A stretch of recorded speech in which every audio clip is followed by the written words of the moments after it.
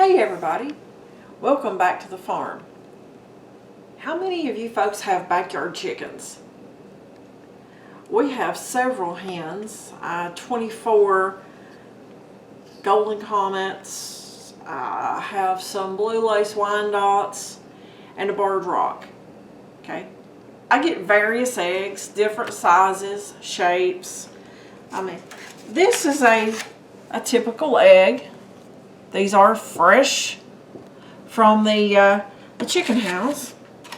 Sometimes I will get a big egg like this, a nice jumbo egg. Most of the time this is a double yolker. If it's not a double yolker, it has one huge yellow in there. But I went out today and I got something that kind of caught me off guard. This. Look at the ridges on that egg. That is one of the most unusual eggs I've ever seen in my life.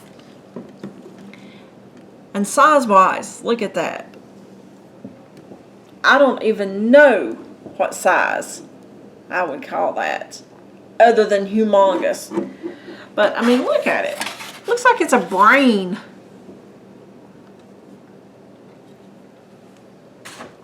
Have you folks ever gotten a humongous egg with ridges on there before?